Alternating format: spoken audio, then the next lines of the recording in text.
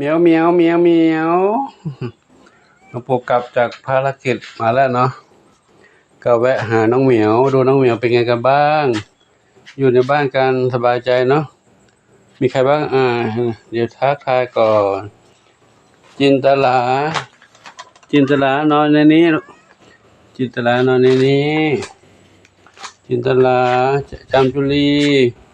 ส้มขาวใหญ่เงินอะไรนะไม่ใช่ส้มอ่อนส้มขาวใหญ่ส้มอ่อนแล้วนี้ใครเลยไม่นี่ใครตุ้ยใครใคร บุญชัยจะเดินไปนี่ไปไหนลูกบุญชัยอาบแดดบุญชัยทางนู้นใครนู้นใครนอนอยู่นั่นใครนอนอาบแดดอยู่นี่นวรัตน์นอนอาบแดดตรงนี้เนาะตอนนี้เปลี่ยนกันให้น้องบุญชัยออกมาเดินเล่นบ้างเอาน้องที่ดุชอบกวนๆเข้าไปอยู่ในบ้านบ้างเนาะครับอันนี้ใครนี่ส้มขาวเล็กอยู่นี่ส้มขาวเล็กนี่ใครนี่ทองเล็ก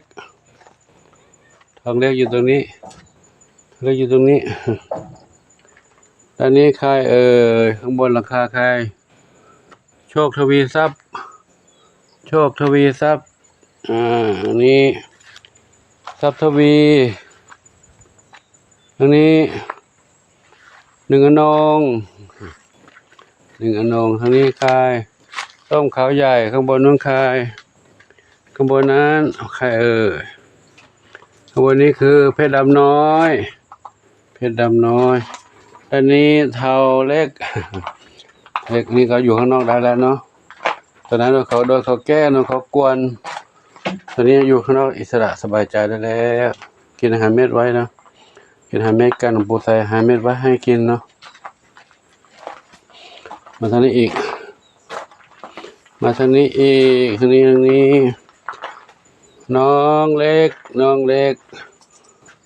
อนหลับมาแล้วหลับกันอยู่สบายใจเลยตอนนี้คือ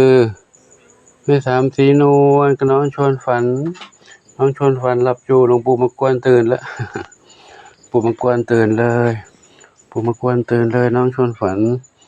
ด้านนี้เอามาควบคุมพื้นที่ไว้ตัวเองกวนเขาน่ะไล่กัดเขาเนาะกัดเขาไม่เอาลูกต้องปรับปรุงนะปรับปรุงพฤติกรรมใหม่ลูกนะไม่กวนเขาลูกนะนี่บุญสมชอบกัดกับน้องเทาเล็กชอบกัดกับน้องส้มอ่อนกับน้องกับเพื่อนบุญชัยแล้วก็ไล่กัดกับทองใหญ่จนทองใหญ่หนีออกไปแล้วทองใหญ่ไม่อยู่ด้วยแล้วอย่าสู้ไม่ไหวก็เลยอันนี้ก็เลยมาควบคุมพื้นที่ไว้ก่อนเนาะเดี๋ยวไว้ถึงเวลาจะพาไปทำหมันไปลดพฤติกรรมลงหน่อยพฤติกรรมดุห้าวออกไปเนาะมาด้านนี้มาน้องเล็กหนึ่งเดียวกับน้องมีสุขอยู่ตรงนี้เนาะอันนี้ก็เดี๋ยวรอทำวัคซีนกันลูกเด้อเราทำวัคซีนเพื่อออกปันลูกนะตอนนี้อยู่ในนี้ก่อนเนาะนี่ก่อนเขาก็มาพาให้ทุกท่านได้รับชมบรรยากาศยามบ่ายแล้วเนาะบ่ายแล้วดวงอาทิตย์ไม่เห็นแสงเนื่องจากว่าฝนตกฟ้าครึ้มเลยมีเหมียวก็วิ่งเล่นกันเนี่ย